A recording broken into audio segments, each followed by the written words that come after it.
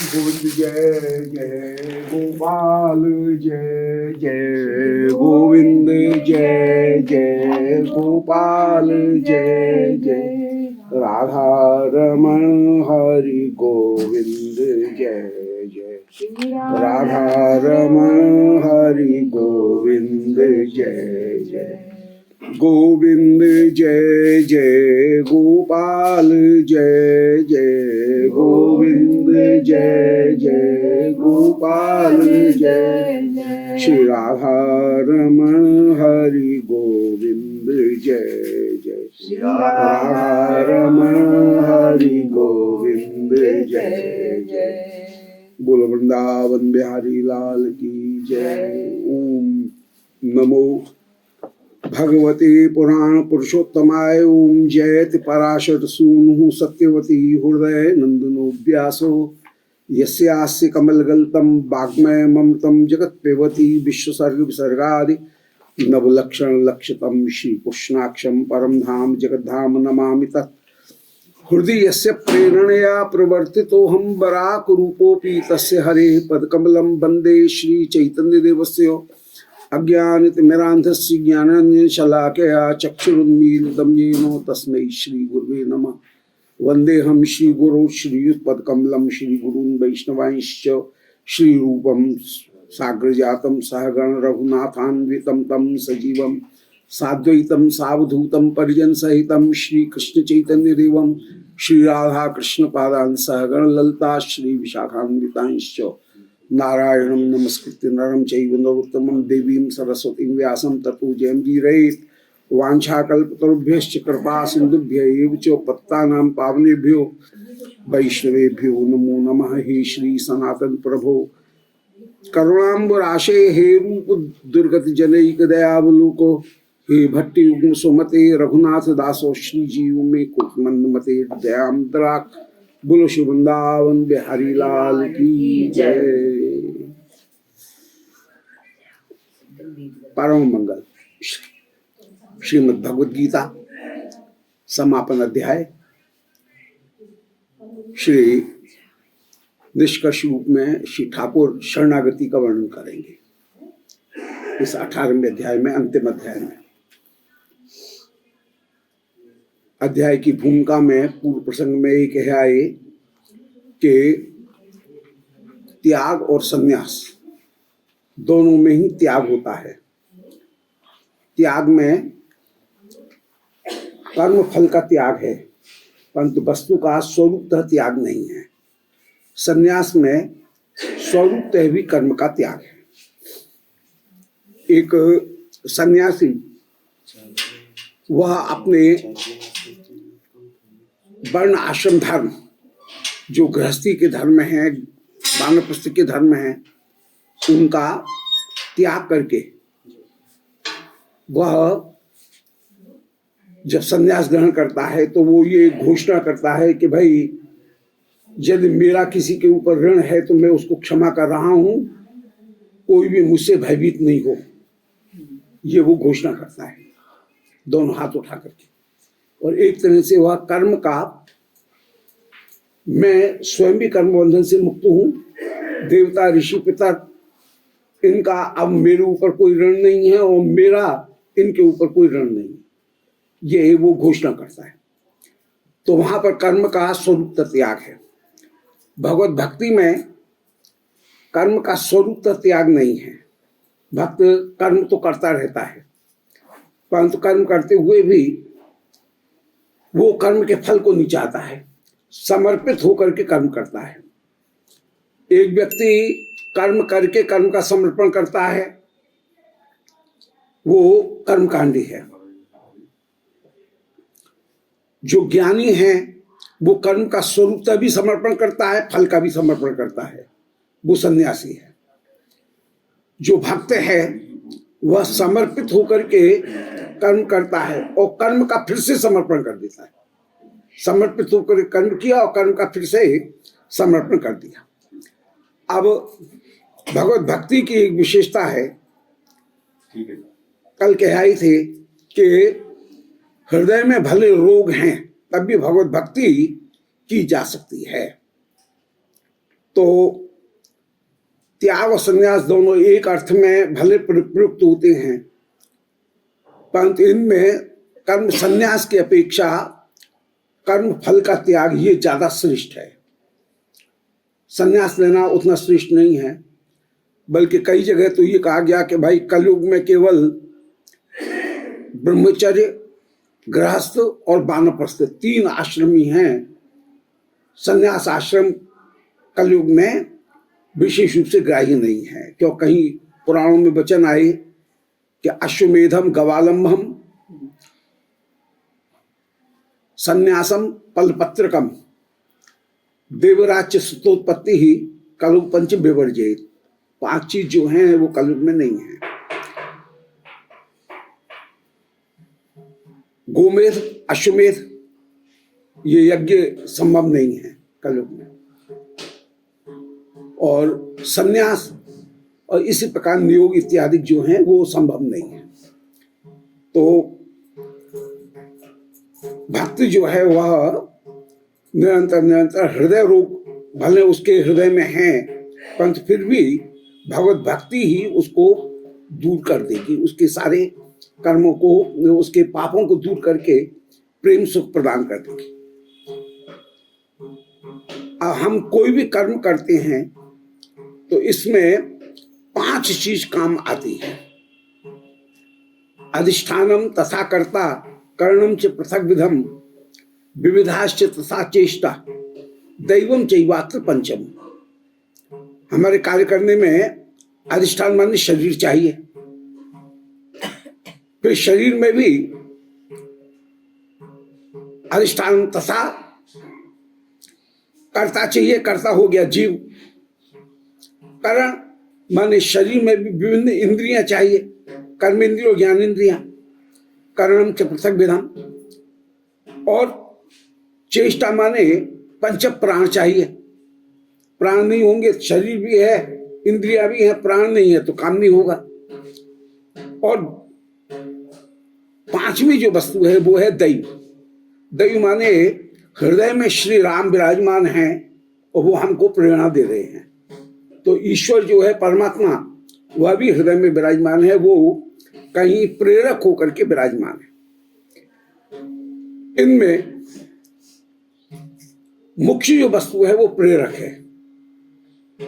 यदि प्रेरक नहीं है तो फिर हम कार्य में प्रवृत्त नहीं हो सकते हैं।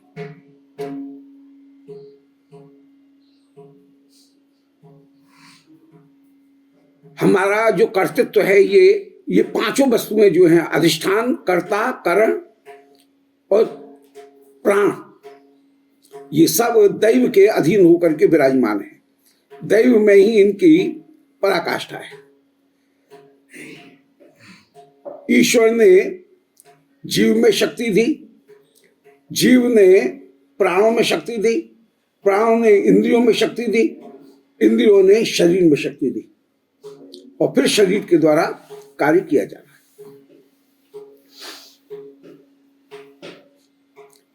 अंतर्यामी परमात्मा सबको कहीं शक्ति देते हुए विराजमान है। इसलिए निष्कर्ष ये हुआ, ये जो विवेचन किया जा रहा है, इसका फल ये हुआ कि जो परमात्मा है उसका आश्रय ग्रहण करना पड़ेगा।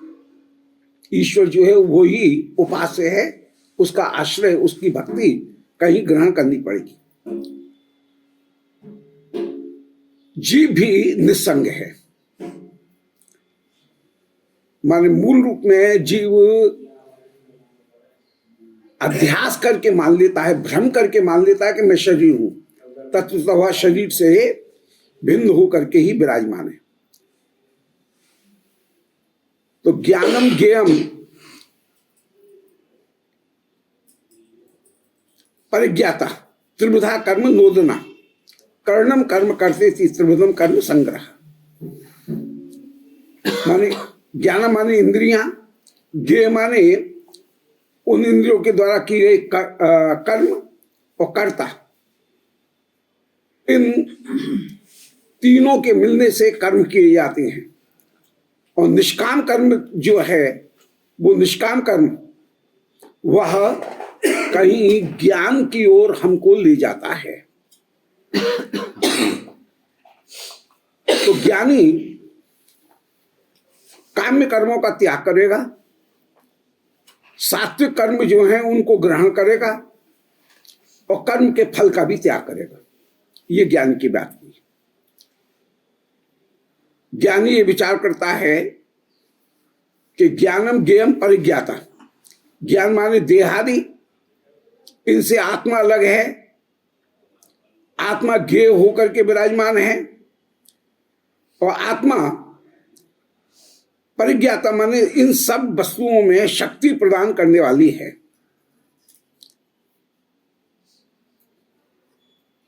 आत्मा के कारण ही ये सारी वस्तुएं कहीं प्रवृत्त हो रही हैं। इसलिए ईश्वर ने जो शरीर दिया है, इस शरीर के द्वारा भगवत भजन किया जाए।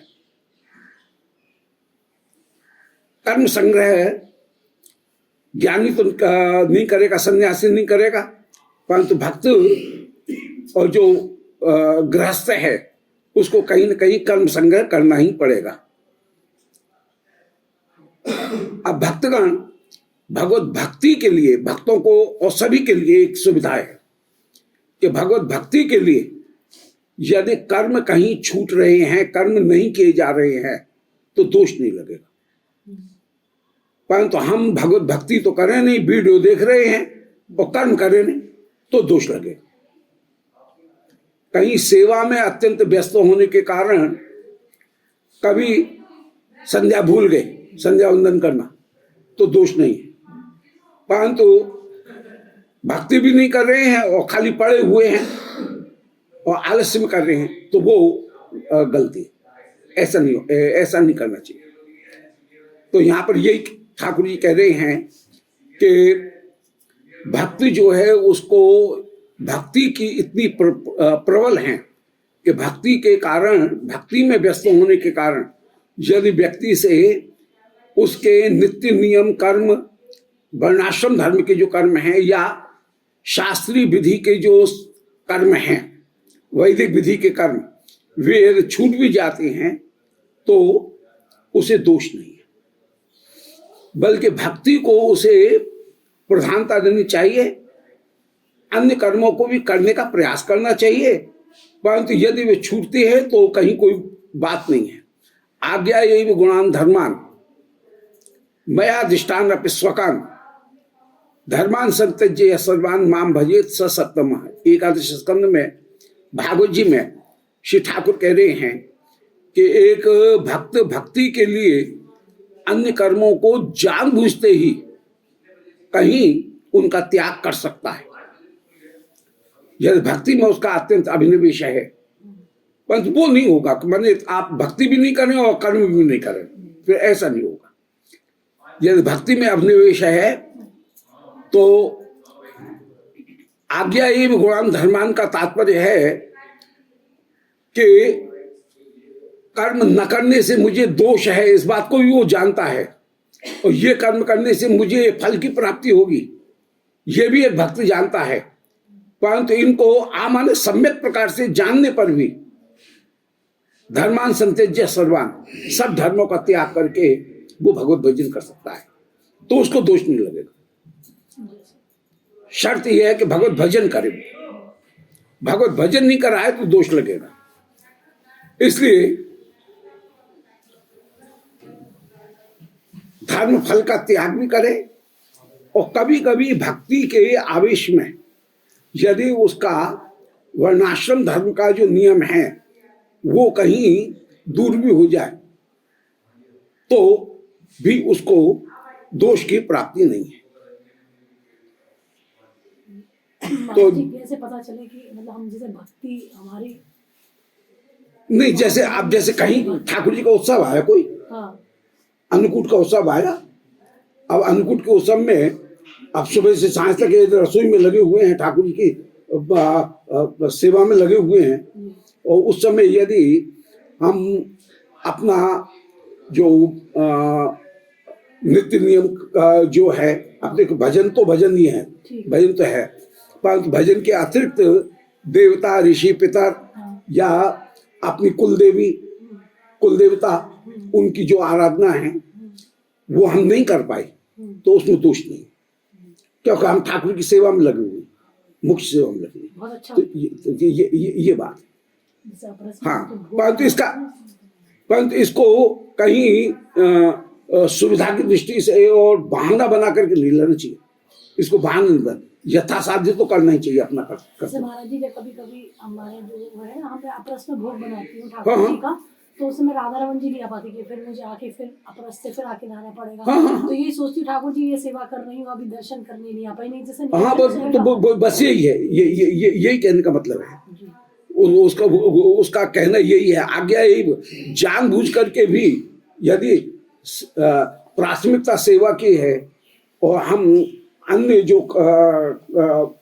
कार्य हैं उनको त्याग कर दें। अब बच्चे को स्कूल भेजना है, इस कार्य को यदि त्याग कर दिया जाए सेवा के लिए, तो माँ अपने बच्चे के प्रति अवज्ञा नहीं करेगी, ये कहने का तात्पर्य। या परिवार के जो जन हैं उनके लिए जैसे कहीं ठाकुर जी के भोग लगा करके फिर बाल भोग बनाना है, अब वो नहीं हो रही है, ठाकुर की सेवा में लग रही है विशेष रूप से, तो उसमें कोई दोष नहीं। तो गृहिणी के जो कर्तव्य हैं उन कर्तव्यों का भी यदि वो पालन नहीं कर रही है, नहीं कर पा रही है भक्ति के लिए, तो उसमें कोई दोष की बात नहीं। और अगर विपरीत परिस्थिति हो तो मतलब कि वो गृहिणी जो है परिवारजनों की सेवा के कारण ठाकुर जी की सेवा नहीं कर हाँ, तो ये इसी को ठाकुर कह रहे हैं कि माने विपरीत परिस्थिति हो और घरजनों का, घर वालों का दबाव कहीं ज्यादा है और ठाकुर की सेवा नहीं है, तब भी प्राथमिकता देते हुए ठाकुर की सेवा को ही कहीं प्राथमिकता देना चाहिए और किसी न किसी तरह से ऐसा व्यवहार बनाना चाहिए, कोई ऐसा रास्ता निकालना चाहिए जिससे कि भगवत सेवा उसकी नहीं छूटे। ये कहने का मतलब इसमें बैलेंसिंग भी हो सकता है, बैलेंसिंग, कर्तव्य कर्म और ठाकुर हाँ, ये बैलेंसिंग जो है वो बैलेंसिंग कहीं कहीं लेकर के चलना पड़ेगा। महाराज जी, ये भी तो भक्ति हुई परिवार की, सब जनों की नहीं सेवा करना। नहीं, ये गलत तरीका है कि हम परिवार की सेवा कर रहे हैं, ये भी ठाकुर की भक्ति कर रहे हैं, ये गलत कॉन्सेप्ट है। पर कर्म तो है ना। हाँ, नहीं वो भले ठीक है, परंतु वो गौण कर्म है, मुख्य कर्म नहीं है, मुख्य कर्म नहीं है। मुख्य कर्म कहीं भगवत भक्ति को ही प्रधानता देना, प्राथमिकता तो भगवत भक्ति को दी जाएगी। माने ईश्वर सब में विद्यमान है और ये खूब कह दिया जाता है कि बाल बच्चों की सेवा करना ये भी तो ठाकुर की सेवा है, उनमें भी तो ईश्वर है, परंतु ये गलत बात है, ये स्वीकार्य नहीं है, क्योंकि जो जीव में ईश्वर की स्थिति है वह गौण रूप में स्थिति है, जबकि श्री राधारमण लाल की सेवा करना वे मुख्य स्थिति है। तो जो गौण रूप में, वैभव रूप में जहां ईश्वर विराजमान है, उसकी अपेक्षा स्वरूप में जहां ईश्वर विराजमान है उसको प्राथमिकता दी जाएगी। जीव मात्र में ईश्वर विद्यमान है, वो वैभव के रूप में विद्यमान है, तो वैभव की अपेक्षा स्वरूप को ज्यादा महत्व दिया जाएगा। इसलिए स्वरूप सेवा वो कहीं महत्वपूर्ण है, वैभव के रूप में जो सेवा है वो गौण होगी। कई बार वैभव के रूप में सेवा करते करते मुख्य सेवा को कहीं छोड़ दिया जाता है, वो फिर फल में देर लग जाएगी, फल प्राप्ति में। और दूसरी बात यह है कि चोर रास्ते से कभी अहंकार भी आ जाएगा। तो हमने किया तो चैरिटी हॉस्पिटल खोला कि जीव मात्र में ईश्वर विद्यमान है और रोगी नारायण की सेवा कर रहे हैं, दरिद्र नारायण की सेवा कर रहे हैं, परंतु दरिद्र नारायण रोगी नारायण की सेवा करते करते कई बार ये अभिमान आ जाता है कि ये चैरिटी हॉस्पिटल मेरे नाम का है, और करते तो अपने अभिमान का पोषण, अपने ईगो जो है उसका ग्रेटिफिकेशन हो जाएगा। तो उससे बचने के लिए जो स्वरूप सेवा है, उस स्वरूप सेवा का सब्स्टिट्यूट वैभव सेवा नहीं हो सकती है। स्वरूप सेवा के साथ में वैभव सेवा भी हो, ये तो ठीक है, परंतु स्वरूप सेवा का सब्स्टिट्यूट, स्वरूप का प्रतिनिधि वैभव सेवा है, ऐसा नहीं माना जा सकता। ये बिल्कुल कॉन्सेप्ट बिल्कुल क्लियर होना चाहिए। महाराज जी आपने अतिथि भी बताए थे, अतिथि भी वैभव। हाँ, अतिथि तो वैभव है, ये वैभव है। तो शायद इसीलिए गृहस्थियों के लिए बैलेंसिंग वाली बात हाँ, की जाती है, बैलेंसिंग, क्योंकि बैलेंसिंग। दोनों जरूरी हाँ। है, बट उसमें जी बस ये एक बैलेंसिंग और एक कहीं किसी तरह से मैं थोड़ा कंप्रोमाइज और बैलेंसिंग जो है वो कहीं कहीं कहीं करना पड़ेगा। स्वरूप में को प्राथमिकता देना। हाँ, स्वरूप की प्राथमिकता है, स्वरूप की प्राथमिकता। और स्वरूप का त्याग करके केवल वैभव की सेवा में पड़ जाएंगे, तो ये ठाकुर जी भी यहाँ पर यही कह रहे हैं कि ज्ञान, कर्म और कर्ता, ये तीनों ही त्रिविध हैं। देह में आसक्ति न होना, ये सात्विक ज्ञान है। जीव का ज्ञान, ये सात्विक ज्ञान हुआ। राजस ज्ञान है, अनेक अनेक न्याय शास्त्र इत्यादि इन सबों को पढ़ रहे हैं, बहुत सारी जानकारी अपने पास में है, परंतु उस जानकारी का केवल अपनी पंडिताई दिखाने के लिए उपयोग कर रहे हैं, अपनी महिमा की स्थापना करने के लिए प्रयोग कर रहे हैं। भगवत सेवा में उसकी जितनी उपयोगिता है उसका वो नहीं है, वो अपनी पंडिताई दिखा रहे हैं। और तामस ज्ञान माने स्नान भोजन इत्यादि का जो ज्ञान है वो तामस ज्ञान हुआ। तो तीन तरह का ज्ञान हुआ, ये वैभव की बात ही चल रही है। हाँ। तीन तरह का ज्ञान हुआ। तो जहां ठाकुर की साक्षात सेवा है वो तो हो गया मुख्य ज्ञान, और केवल जीवात्मा का ज्ञान होना कि जीवात्मा शुद्ध बुद्ध मुक्त है, मैं शरीर से अलग हूं, शरीर अलग वस्तु है, देह अलग वस्तु है, ये ज्ञान भी उपयोगी है, परंतु ये सात्विक ज्ञान है। और राजस ज्ञान है कि विभिन्न जो वस्तुएं हैं, शास्त्र के विभिन्न जो पक्ष हैं, अर्थशास्त्र, धर्मशास्त्र, ज्ञान, भौतिक विज्ञान, रसायन शास्त्र, इन सब का हम ज्ञान प्राप्त करते हुए चले जा रहे हैं। और अनेक वेदांत ने ये कहा और मीमांसा ने ये कहा और ये सारे ज्ञान हैं, परंतु उसका अपने जीवन में, जीवन के लक्ष्य को प्राप्त करने में उनका जो उपयोग होना चाहिए वो नहीं कर रहे हैं। तो ऐसा ज्ञान राजस कहलाएगा। और केवल पदार्थ का ज्ञान होना, स्नान भोजन इसका ही केवल ज्ञान रखना, ये ज्ञान तामस ज्ञान है। तो राजस, सात्विक और तामस की अपेक्षा निर्गुण जो ज्ञान है उसको बल देना चाहिए। तो यहाँ प्राथमिकता दिखा रहे हैं, प्राथमिकता जो निर्गुण ज्ञान है उसको देना चाहिए। निर्गुण ज्ञान में श्री कृष्णचंद्र की विभिन्न लीलाएं, उनका मुख्य रूप से ज्ञान करना चाहिए। ऐसे ज्ञानी जन भी तीन प्रकार, जो जानकार हैं, ज्ञाता जन हैं, वे भी तीन प्रकार के हैं, ज्ञानी, भक्त और संसारी, ये तीन प्रकार के ज्ञाता हो गए। तो इनमें गुणातीत होकर के कौन है? बोले जो ठाकुर की आराधना करने वाले हैं, वे लोग भक्त गुणातीत होकर के विराजमान होंगे।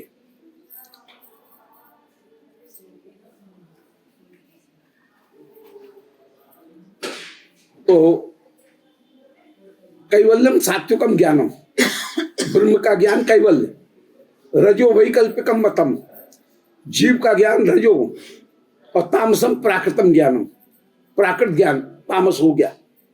और निर्गुणम मदपाश्रयम, ठाकुर की जो आराधना करना वो निर्गुण हो गया। तो इसको इस तरह से अपनाना चाहिए। तो ज्ञानी जो है वो इस तरह से कहीं विराजमान हो। अब श्रेयान स्वधर्मो वेता पर धर्मात् स्वनिष्ठता, जीव का अपना जो निज धर्म है, जिसका वो अंश है वो उसकी ओर ही दौड़ेगा, ये उसका निज धर्म है। जैसे पानी सर्वदा समुद्र की ओर दौड़ता है, जैसे दिए की लौ सदा सूर्य की ओर दौड़ती है, तो हम जिसके अंश हैं उसकी ओर स्वाभाविक रूप में हमको दौड़ना चाहिए। परंतु यदि हम उसको रोक करके, स्वाभाविक जो प्रवृत्ति है उसको रोक करके अन्य प्रवृत्तियों से इतने प्रभावित हो जाएं कि स्वाभाविक प्रवृत्ति को रोक रहे हैं और अन्य वस्तुओं में यदि हम प्रवृत्त हो रहे हैं, तो ये उचित नहीं है। इसलिए ठाकुर कह रहे हैं कि भक्ति है स्वाभाविक धर्म।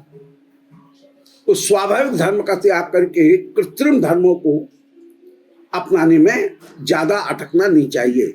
श्रेयान स्वधर्मो वेता पर धर्मात् स्वनिष्ठता। जो दूसरे के धर्म है वो दूसरे के धर्म, पर धर्म इनको नहीं अपनाना चाहिए। अपना जो धर्म है अपने धर्म का ही पालन करना चाहिए। पर धर्म का एक अर्थ और होता है, ये पर धर्म का तो एक मुख्य अर्थ तो यही हुआ, पर माने परम धर्म, ठाकुर की सेवा करना। पर धर्म का एक दूसरा धर्म है कि जो धर्म अपना नहीं है उस धर्म को हम कहीं अपना। जैसे जटा धारण करके भिक्षा मांगना, ये गृहस्थी का धर्म नहीं होना चाहिए। उसे पुरुषार्थ करके अर्जन करना चाहिए। परंतु यदि वो सन्यासी के धर्म को एक गृहस्थी अपनाए तो ये परधर्म हो। भिक्षा करके अपने जीवन की यात्रा चलाना, ये सन्यासी का धर्म है। परंतु यदि गृहस्थी हाथ-पांव का होते हुए भी वह कहीं भिक्षा के ऊपर आश्रित हो जाए तो ये परधर्म हो जाए। सही नहीं, ये नहीं। तो आभास धर्म, परधर्म, विधर्म, इनका त्याग करना चाहिए। सप्तम स्कंद में श्री नारद जी ने यही वर्णन किया। आभास धर्म का तात्पर्य है किसी को धोखा देने के लिए या किसी को भ्रम में रखने के लिए कोई दूसरा वेश धारण कर लेना। भाई गृहस्थी हो तो तीसरे दिन अपने दाढ़ी बनाओ, शेविंग करके रखो ढंग से। अब इतनी इतनी दाढ़ी बना करके रख रहे हो, जटा बना करके रख रहे हो, ये आभास धर्म हो गया। इसको आभास माने इसको भी पाप के भीतर गिना गया। कहीं जैसे हो वैसे दिखो। गृहस्थी की एक विशेषता भी है कि गृहस्थी प्रायः जैसा है वैसा दिखता है, वो अपने आप को कम छिपाता है। जबकि यदि भजन नहीं किया है और केवल वेश धारण कर लिया है तो ऐसे व्यक्ति को, सन्यासी को कहीं दिखावा करना पड़ता है। गृहस्थी ज्यादा अच्छा है गृहस्थी की अपेक्षा, क्योंकि वो जैसा है वैसा अपने आप को दिखा देता है और कहने में संकोच नहीं करता है कि हम तो भैया, हमारे तो चारों कोने कीच में फंसे हुए हैं। उसको अपने आप को कहीं दिखावा करने की और कहीं अपने आप की शान मारने की भी जरूरत नहीं पड़ती है, बोस्टिंग करने की जरूरत नहीं पड़ती है। तो ये गृहस्थी के लिए एक अच्छी बात। तो ये आभास धर्म जो है वो आभास धर्म का भी त्याग किया जाए। विधर्म माने जो धर्म अपना नहीं है उसको, उसका पालन करना, ये इस धर्म का भी त्याग किया जाए। तो श्रेयान स्वधर्मो वेता पर धर्मात् स्वनिष्ठता। अपने धर्म में असुविधा हो रही है तब भी उसका पालन करना चाहिए, दूसरे के धर्म का पालन करना अधिक नहीं है। स्वभाव नियत जो कर्म है उनको करने पर व्यक्ति को कष्ट की प्राप्ति नहीं होगी। जैसे ब्राह्मण का जो स्वाभाविक धर्म है वो यज्ञ करना, दान लेना, विद्या अध्ययन कराना ये है। वैश्य का स्वाभाविक धर्म कहीं व्यापार करना है।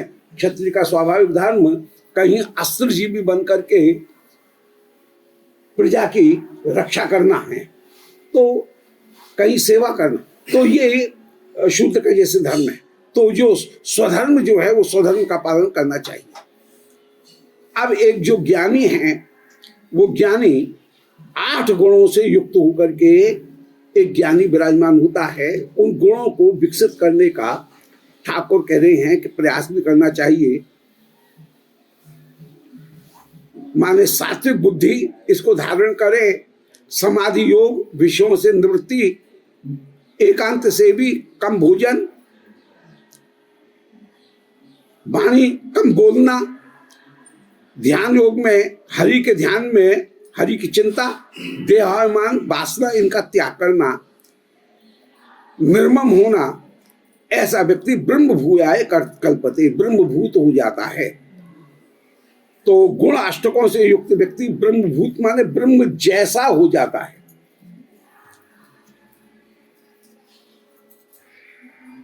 वह ब्रह्म जैसा हो जाए।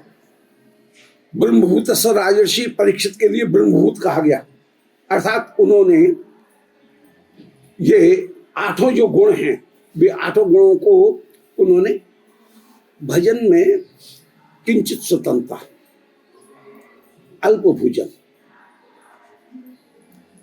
ये और अनुगत्य, ये 8 में 3 चीज हमको विशेष रूप से अपनानी चाहिए अपने लिए। फिर से कर ले, हाँ, कि अल्प भोजन माने जितना जीवन यात्रा करने के लिए भोजन की आवश्यकता है उतना भोजन करें। Food for life, life for food नहीं, ऐसा माने ये इसको हम कहीं तो अल्प भोजन। फिर किंचित स्वतंत्रता, भजन करने में यदि चित्त लग गया है और उसमें से अरे घड़ी देख करके काम कर रहे हैं कि बने हम इतनी देर तक ध्यान करेंगे, तो ये कोई घड़ी देख करके ध्यान तो नहीं होता है। कभी ध्यान में आए कोई चीज, कभी नहीं भी आए, ठाकुर जी की लीला की स्फूर्ति नहीं हो, कभी हो। तो यदि लीला की स्फूर्ति हो रही है तो किंचित स्वतंत्रता होना चाहिए। स्वतंत्रता होने पर फिर भजन बनेगा। इसीलिए प्रायः जो महात्मा गण हैं वे बाबा जी जो बनते हैं, वेश धारण करते हैं, वो इसीलिए वेश धारण करते हैं कि किंचित स्वतंत्रता उनको प्राप्त हो। कि गृहस्थी के ऊपर तो बहुत सी जिम्मेदारी है, परंतु बाबा जी होने पर कुछ जिम्मेदारियां कम होंगी, गृहस्थी की जिम्मेदारी नहीं रहेंगी। वो अपनी जिम्मेदारियों को अपनी आगे की पीढ़ी को सौंप करके फिर घर त्याग करके आया है। तो किंचित स्वतंत्रता और अनुगत्य, स्वतंत्र हो गया एकदम तो भी गड़बड़ हो जाएगी। परिवार का बहुत भारी नियंत्रण रहता है। परिवार से मुक्त होने पर श्री बल्लभाचार्य जी विशेष रूप से कहते हैं कि दुस्संग की प्राप्ति हो सकती है। इसलिए नहीं माने परिवार के भीतर जितना रह करके ढंग से भजन किया जा सकता है उतना विरक्त होकर के नहीं किया जा सकता है। अब विरक्ति यदि हो गया है तो उसको गुरु और संतगणों का आश्रय ग्रहण करके उनके नियंत्रण में रहना चाहिए।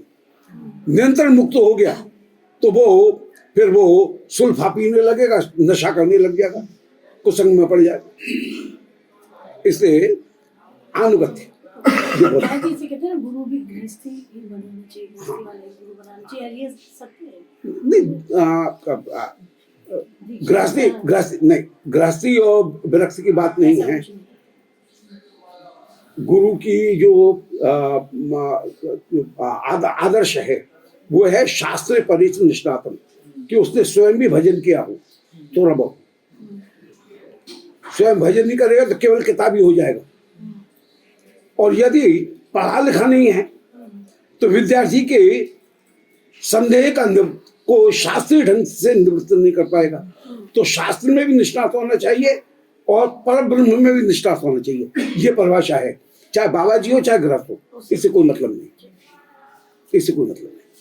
शास्त्र परिचय निष्णात है, ये गुरु की पहचान है कि वो उसका अपनी रहनी, वो भी भगवत भजन की रहनी होनी चाहिए। और शास्त्र का अध्ययन है तो विद्यार्थी के हृदय में या शिष्य के हृदय में जो संदेह उत्पन्न होंगे उनका वो जवाब दे पाए, नहीं तो जवाब नहीं दे पाए। फिर शिष्य जो है उसकी जिज्ञासा शांत नहीं हो पाएगी और शिष्य फिर टिकेगा नहीं, भटक जाएगा। इसलिए शास्त्रीय दृष्टि से उत्तर दे सके और स्वयं भी भजन किया हो, ये गुरु की परिभाषा है। और ये जो बात है कि गृहस्थी को शिष्य का गुरु बनाए, विरक्त गुरु बनाए, ये तो सब माने ऊपर की बातें हैं, इनमें कोई दम नहीं। तत्वतः श्रीमद् भागवत में जो कहा गया वो तस्मात् गुरु प्रपद्ये तो जिज्ञासु श्रेय आत्मना शास्त्रे परिनिष्ठातम जिज्ञासु श्रेय आत्मना, ये गुरु की मुख्य परिभाषा है कि स्वयं भी भजन क्या होगा। भजन करने वाला और शास्त्र में भी निष्ठा।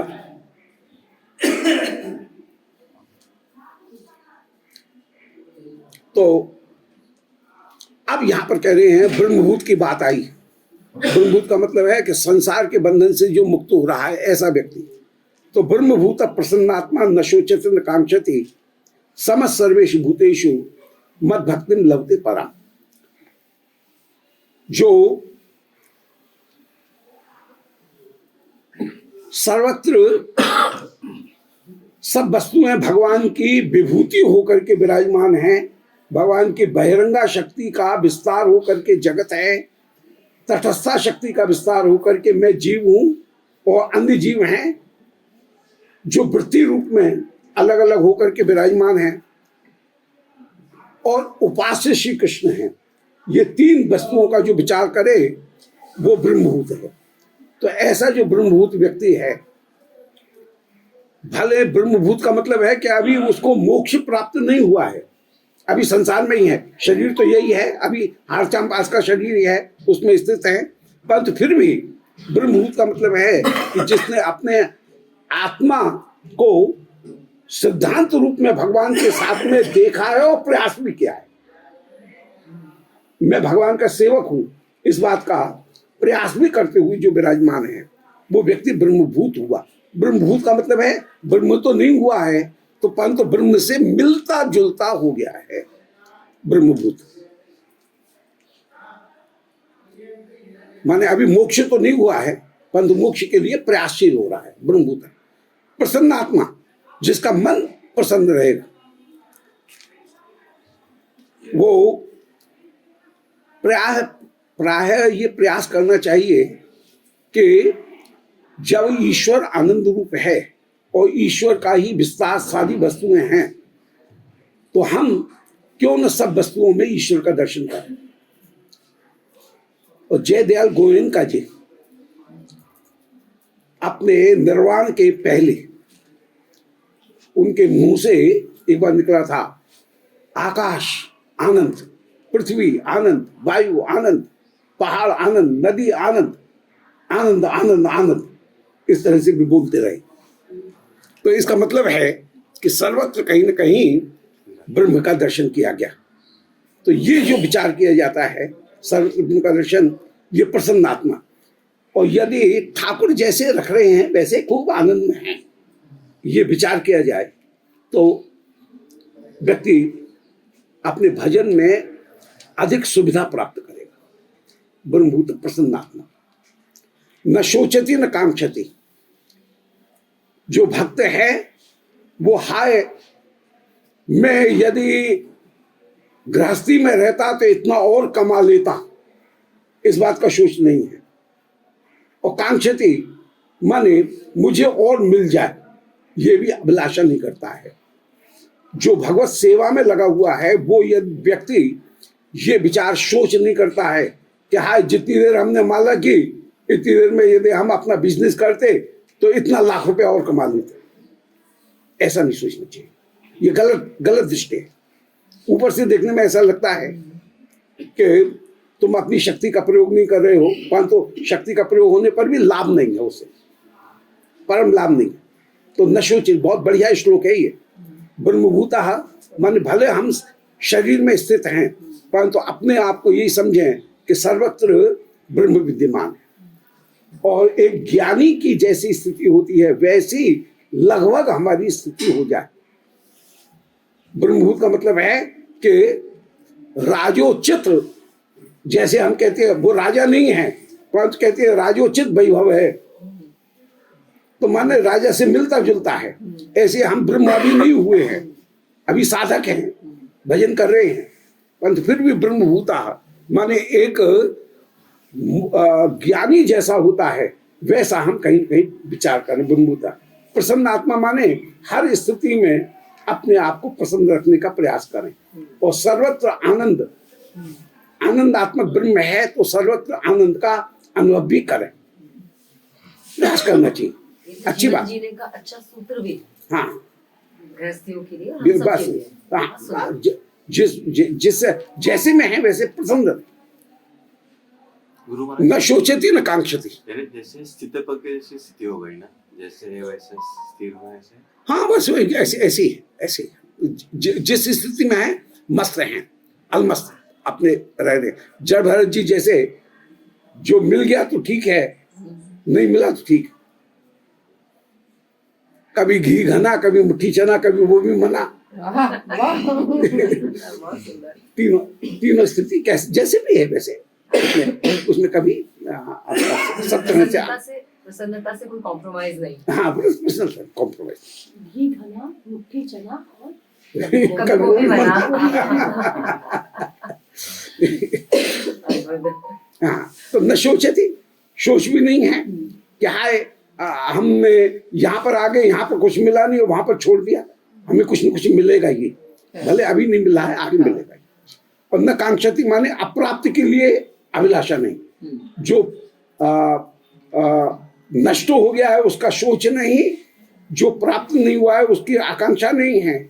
समस्त सर्वेषु भूतेषु, वह समता धारण करते हुए मद भक्ति लभते परम, मेरी भक्ति को प्राप्त करता है। दृष्टांत वही है कि मूंग में यदि अंगूठी में अंगूठी का रत्न गिर गया और पूरी मूंग की दाल कर ली तो दाल तो गल जाएगी और रत्न नहीं गलेगा, वो रत्न मिलेगा। ऐसे ही मोक्ष की स्थिति में भी मद भक्ति लभते परम, भक्तों को भक्ति की प्राप्ति हो जाएगी, तो ज्ञानी को भी भक्ति की प्राप्ति हो जाएगी। अब ठाकुर कह रहे हैं भक्त्या माम अभिजानाति, मेरी प्राप्ति जो होगी वो भक्ति के द्वारा ही होगी, पूर्ण प्राप्ति जो होगी वो भक्ति के द्वारा ही होगी। यावा निश्चासन तत्वतः, मैं जैसा हूं मेरी भक्ति के द्वारा ही मेरी प्राप्ति होगी। तत्व माम तत्व तो ज्ञात्वा विशते तदनंतरम, वह विद्या के समाप्ति होने पर, मोक्ष की प्राप्ति होने पर विशते तदनंतरम अंत में लीला में प्रवेश करेगा। भक्ति के द्वारा लीला में प्रवेश होगा, नहीं तो संसार की मुक्ति तो हो जाएगी। अब संसार कष्ट की मुक्ति होना एक बड़ी अलग बात है और सुख की प्राप्ति होना अलग बात है। ज्ञान की स्थिति में, मोक्ष की स्थिति में संसार का दुख मिट गया, स्वरूभूत सुख में भी आ गए, परंतु स्वरूप का स्पष्ट अनुभव नहीं है। भक्ति में आने पर स्वरूप का स्पष्ट अनुभव है। तो तीन चीज, संसार में पड़े हुए हैं तो दुख है, मोक्ष हो गया तो दुख की निवृत्ति हुई, परंतु दुख की निवृत्ति अपने आप में जीवन का लक्ष्य नहीं है। अपने स्वरूप की प्राप्ति वो तो हमारे पास में है ही, कुछ नया तो मिला नहीं, तो वो भी कोई उपलब्धि नहीं है। खोया हुआ बटुआ दोबारा मिल गया तो ये भी कोई उपलब्धि नहीं है। मुख्य जो वस्तु है वो मुख्य वस्तु है भगवत माधुर्य का आस्वादन। तो भक्ति के द्वारा ही मुख्य वस्तु का आस्वादन कहीं प्राप्त हो रहा है। तो तत्व माम तत्व तो ज्ञात्वा, भक्ति के द्वारा मुझे तत्वतः ज्ञान प्राप्त करेगा। दुख की निवृत्ति अपने आप में जीवन का लक्ष्य नहीं है, जो स्वस्वरूप की प्राप्ति होना ये जीवन का लक्ष्य नहीं है, बल्कि कुछ अधिक प्राप्त होना ये जीवन का लक्ष्य है। इसको कुछ इस तरह से समझा जा सकता है कि किसी व्यक्ति ने शरीर में दर्द हो रहा था, उसने पेन किलर खाया, शरीर का दर्द दूर हो गया। अब कोई मित्र उससे आया, कैसे हो? वो कहता है बड़े सुख में हूं। तत्व सुख मिला नहीं है, दुख की निवृत्ति हुई, उसे सुख मिला नहीं है। तो दुख की निवृत्ति होना ये अपने आप में कोई उपलब्धि नहीं। अब एक दूसरा उदाहरण, किसी का बटुआ खो गया और उसको वापस मिल गया, बड़ा खुश हो रहा है कि आज तो बड़ा लाभ हुआ। लाभ तो नहीं हुआ है, बटुए में तो एक पैसा भी नहीं बढ़ा, जितना था उतना को उतना था। तो जिस चीज को खोया वो मिल गया, तो ये भी कोई लाभ नहीं है। लाभ कब होगा? जब बटुए में कुछ और डाला जाए और बढ़े। तो दुख की निवृत्ति होना सांख्य के द्वारा, विवेक के द्वारा, ये अपने आप में कोई उपलब्धि नहीं है। अपने स्वरूप को पहचाना, बटुआ वापस मिल गया, ये वैसा ही है। अपने स्वरूप को पहचाना, ये भी कोई उपलब्धि नहीं है। उपलब्धि कब होगी? जब श्री राधारमण लाल के लीला माधुर्य, वेणु माधुर्य, रूप माधुर्य, प्रेम माधुर्य का हम आस्वादन करें, उनका आस्वादन करें, उनकी सेवा करें, उसमें सुख की प्राप्ति हो। इसलिए भक्त्या माम अभिजानाति, भक्ति के द्वारा ही भगवान को पूरी तरह से जाना जा सकता है। ततो माम तत्व तो ज्ञात्वा विशते तदनंतरम, मोक्ष की स्थिति में व्यक्ति मुझे तत्वतः जान करके लीला में प्रवेश करता है। मोक्ष की स्थिति कैसी है? जैसे कोई ये कहे पुरम प्रविशति। अब हम ज्ञान के मोक्ष की बात कर रहे हैं पहले, फिर भक्ति के मोक्ष की बात करें। ज्ञान का जो मोक्ष है वो कैसा है? बोले जैसे पुरम प्रविशति, किसी ने पुर में प्रवेश किया, तो पुर में प्रवेश करने पर उसकी केवल पहचान लुप्त हुई है, उसका अस्तित्व लुप्त नहीं हुआ है, उसकी एग्जिस्टेंस नहीं गई है। भाई भीड़ में कोई आदमी खो गया, दिख नहीं रहा है, परंतु उसका अस्तित्व नष्ट थोड़ी हुआ है। उसका अस्तित्व बना हुआ, एग्जिस्टेंस उसकी बनी हुई है, उसकी आइडेंटिटी नहीं है। भीड़ में उसकी पहचान जो है वो पहचान केवल समाप्त हुई है। ऐसे ही मोक्ष की स्थिति में व्यक्ति की अपनी जो पहचान है वो नष्ट हुई है, उसका स्वरूप नष्ट नहीं हुआ है। तो मोक्ष की स्थिति बिल्कुल वैसी ही है जैसे कि कोई तिनका कहीं समुद्र में गिर गया, दिख नहीं रहा है, परंतु वो नष्ट नहीं हुआ है। ऐसे मोक्ष की स्थिति में भी जीव का नाश नहीं है, वो बना हुआ है। तो विश्ले तदनंतर, तो दो तरह से इसका दृष्टांत दिया कि नगर में प्रवेश हुआ, तो पुरम प्रविशति की तरह से विशते तदनंतरम में व्यक्ति का ब्रह्म में स्थित हो गया, परंतु उसका अपना अस्तित्व समाप्त नहीं है। उसकी स्थिति कैसे मानी जाएगी? जैसे नगर में किसी व्यक्ति ने भीड़ में अपने आप को खो गया, परंतु उसका अस्तित्व समाप्त नहीं हुआ है। अथवा जैसे कोई चांदी के थाल में चांदी का ही कोई सितारा रख दिया, दोनों ही चांदी हैं, अलग दिख भी रहा है और वो चांदी के थाल में मर्ज हुआ नहीं है। ऐसे मोक्ष की स्थिति में भी जीव कहीं न कहीं बना रहेगा, नष्ट नहीं होगा। तो विश्ले तदनंतर, अब यदि वो सेवा करे तो उसे कुछ नया लाभ होगा। केवल ब्रह्म में जाकर के जड़ की तरह से लीन हो गया, तो स्थित हो गया, तो वो अपने आप में लाभ नहीं है। सेवा मुख्य वस्तु है। इसलिए यहां पर चार प्रकार के आदमी हैं ज्ञानी। एक है ज्ञानी मानी, दूसरे हैं विमुक्त मानी, तीसरे हैं मुक्त, चौथे हैं त्यक्त मुमुक्षा। ज्ञान मानी कौन है? बोले भक्ति के द्वारा जिन्होंने ज्ञान तो प्राप्त कर लिया, मैं अलग हूं, शरीर अलग है, ये जिन्होंने जान दिया भक्ति के द्वारा, और फिर वे एक हैं कि नहीं, ज्ञान मानी कौन है? बोले भक्ति का सेवन नहीं किया, हम तो केवल विवेक के द्वारा ज्ञान को, ब्रह्म को प्राप्त कर लेंगे, तो उनको विवेक के द्वारा ज्ञान की प्राप्ति नहीं होगी। आरुहे कृच्छेण परम पदम तथा पतते दो नाद्रित युष्मदन गया, वे वापस नीचे गिर जाते हैं। तो बड़े बड़े योगियों की एक उर्वशी, एक मेनका की मंद मुस्कान पर बड़े बड़े योगियों की जो योग साधना है वो डिगती हुई दिखी। इसलिए भक्ति है तो बचेगा, भक्ति नहीं है तो नहीं बचेगा। भक्ति के द्वारा ही भगवान को प्राप्त किया जा सकता। तो ज्ञान मानी उसको कहेंगे जो विवेक के आधार पर, केवल विवेक के आधार पर कि ये प्रकृति है, ये पुरुष है, सत है, असत है, इस विवेक के आधार पर मैं मोक्ष प्राप्त कर लूंगा। विज्ञान में मन है, भक्ति नहीं की गई है, तो उनका जो ज्ञान है वो केवल परोक्ष ज्ञान है, अपरोक्ष ज्ञान नहीं रहेगा। अपरोक्ष ज्ञान की महिमा है, परोक्ष ज्ञान की महिमा नहीं।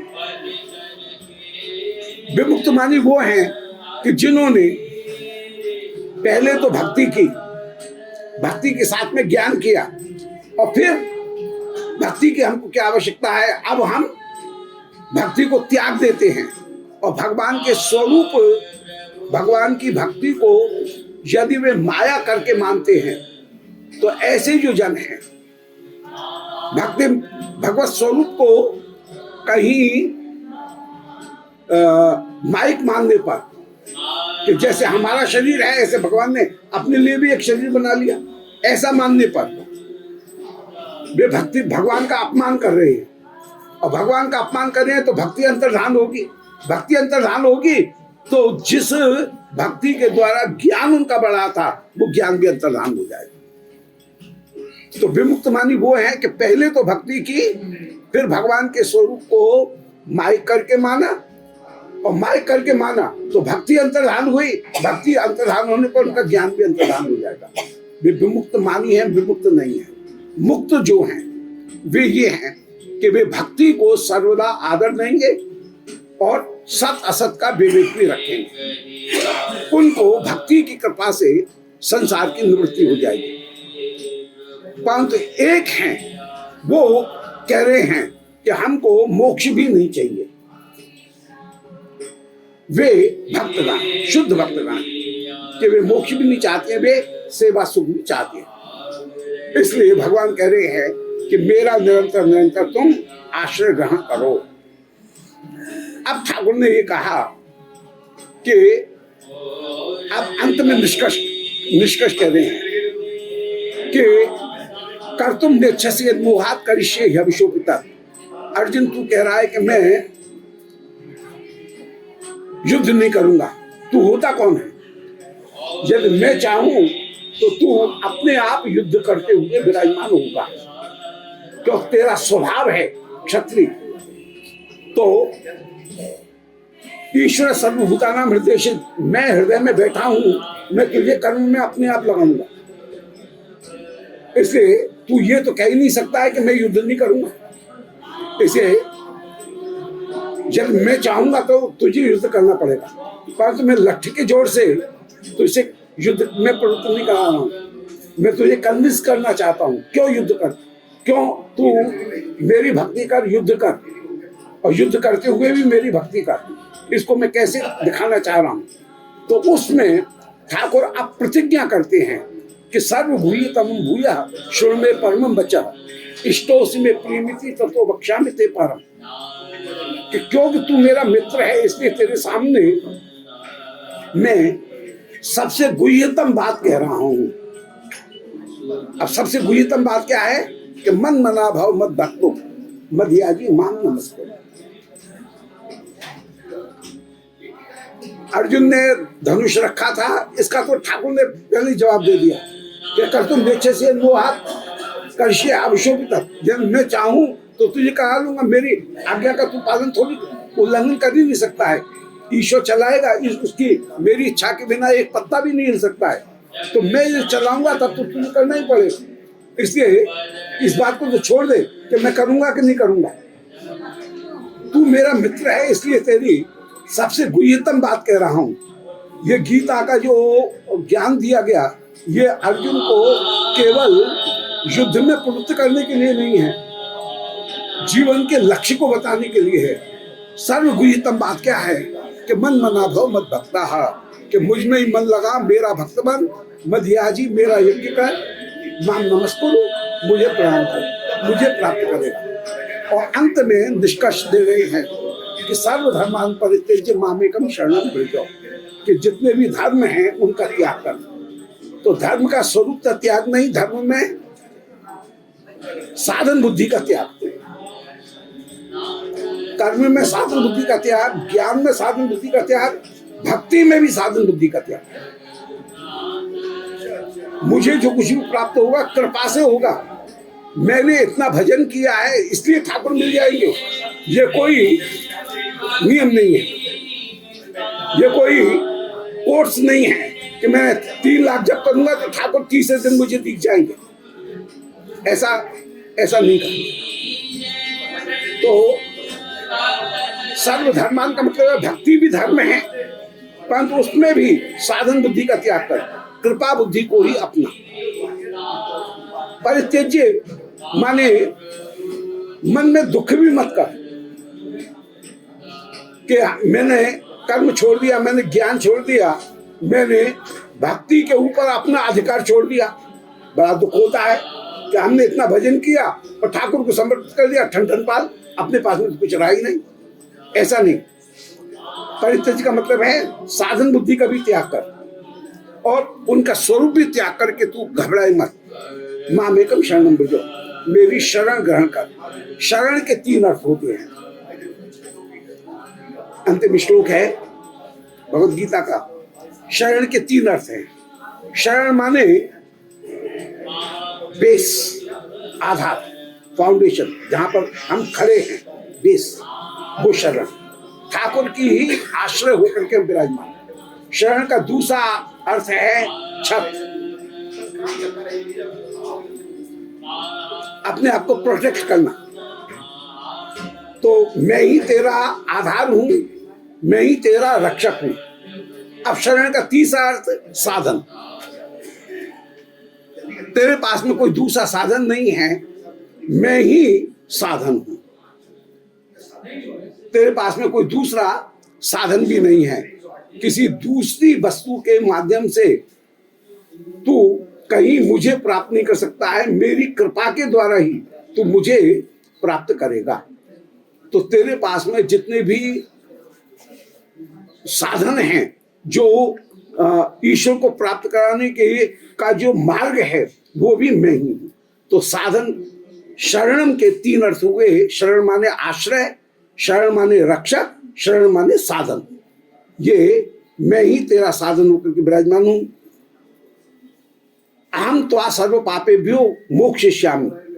तुझे ये लगे कि हाय मैंने कर्म छोड़ा, मुझे पाप लगेगा, तो नहीं। मेरी आज्ञा से तू कर्म का त्याग करके भक्ति कर रहा है तो तुझे मैं मोक्ष प्रदान करूंगा। मां शुच, हाय मेरा घर छूट गया, मेरे कर्म छूट गए, इसके लिए भी सोच मत कर। तो दोबारा ये जो अंतिम श्लोक है, ये बड़ा महत्वपूर्ण श्लोक है। और रामानुज संप्रदाय में जहां दीक्षा दी जाती है, वहां पर इस मंत्र का भी, इस श्लोक को भी मंत्र के रूप में दीक्षा दी जाती है। रामानुज संप्रदाय में तो ये 4 जो मंत्र दिए जाएंगे, वासुदेव मंत्र का कहीं प्रयोग, अष्टाक्षर जो मंत्र है, श्री नारायण को हम प्रणाम कर रहे हैं, ये अष्टाक्षर मंत्र। और जो शरणागत है कि नारायण शरण महम प्रपद्ये इत्यादि, जो शरण मंत्र है। और चौथा जो मंत्र है, वो चौथा मंत्र ये गीता का ये श्लोक है। तो सर्वधर्मान परित्यज्य, सर्वधर्म का मतलब है जो मैंने जिन पापों का त्याग करने के लिए कहा, उसका तो पालन किया जाएगा।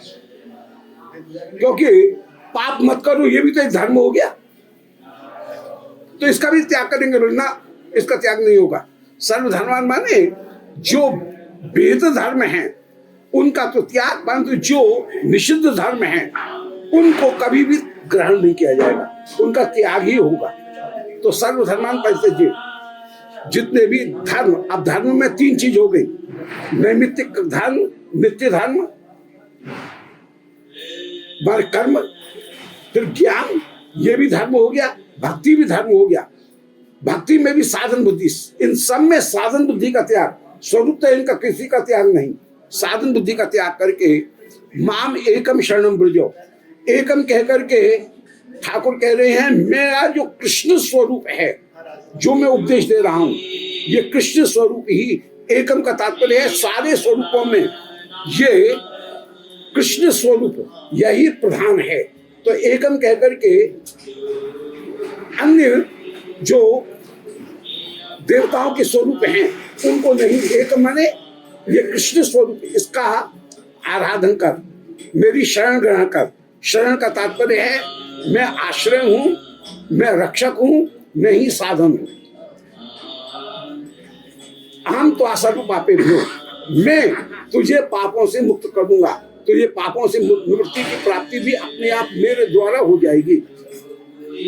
तुझे कर्म त्याग करने का सोच नहीं करना चाहिए। इस प्रकार से भगवद गीता में अंत में शरणागति प्रदान करके श्री कृष्ण सेवा सुख को प्राप्त करना, राग सेवा को प्राप्त करना, ये श्रीमद् भगवद गीता का मुख्य लक्ष्य है। इस मुख्य लक्ष्य को प्राप्त करने में निष्काम कर्म माने समर्पित होकर के हम ठाकुर की प्रीति के लिए कर्म करें। ये कहा गया तो अर्जुन को युद्ध में प्रवृत्त कराया, ये गौण धर्म है, कराया गया, परंतु मुख्य धर्म जो है वह निष्कर्ष अंत में शरणागति ही है। इस प्रकार से भगवद गीता का ये पिछले 20-22 दिनों से बहुत संक्षिप्त में ये जो सार है, और एक वाक्य था, कहीं ऐसा नहीं है कि गंगा गई तो गंगादास और यमुना गई तो यमुनादास, इन सबकी एक वाक्यता यदि धारण करनी है तो श्री विश्वनाथ चक्रवर्ती जी, श्री बलदेव विद्याभूषण जो वैष्णव आचार्य हैं, उनके मत को यदि स्वीकार करें तो भक्ति में दृढ़ता प्राप्त होगी। अन्यथा भक्त श्रीमद् भगवद गीता के तो सब तरह से व्याख्या की गई, 3 तरह से व्याख्या की गई।